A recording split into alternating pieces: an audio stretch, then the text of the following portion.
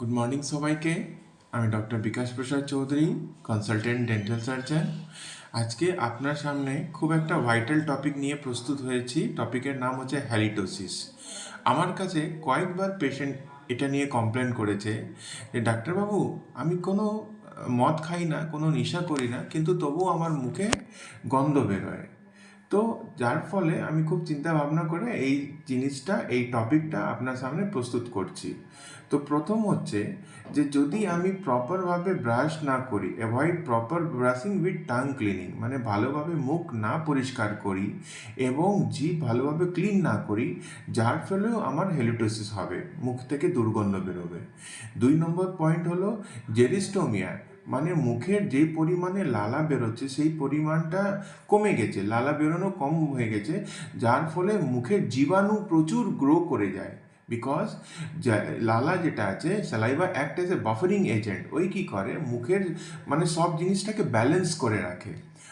তো যখনই জেরোস্টোমিয়া হবে, মুখে দুর্গন্ধ স্টার্ট হয়ে যাবে।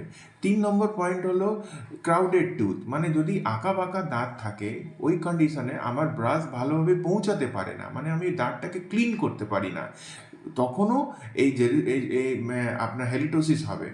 4 নম্বর পয়েন্ট হলো আপনাকে যদি কোনো ভিসরাল অর্গান ড্যামেজ হয়ে গেছে, মানে কিডনি হলো, লিভার হলো, বিকজ কিডনি থেকে আপনি জানেন যে খুব অ্যালকোহলিক পেশেন্ট থাকলে লিভার ড্যামেজ হয়ে যায়, ঠিক আছে, কিডনি প্রবলেম হয়ে যায়, ওই কন্ডিশনে আপনাকে কিডনি থেকে কিটোন বডি প্রডিউস হয়, যার মুখ থেকেও দুর্গন্ধ বেরোয়।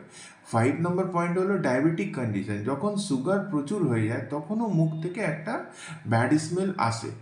7 নম্বর পয়েন্ট হলো প্রেগনেন্ট লেডিতে একটা সুগারের ভাগ দেখা যায়, ওই কন্ডিশনেও আমার মুখ থেকে দুর্গন্ধ বেরোয়।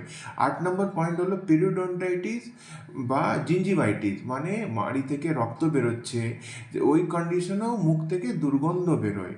ঠিক আছে, তো কয়েকটা পয়েন্ট আমি আপনার কাছে প্রস্তুত করলাম, আমি আশা করি কি আমি ভালোভাবে বুঝাতে পেরেছি। যখনই এই ধরনের প্রবলেম হবে, আপনি কাছে নিজের ডেন্টাল সার্জন কাছে গিয়ে এই প্রবলেমটা শেয়ার করে এবং সঠিক ট্রিটমেন্ট করাতে পারেন। ধন্যবাদ।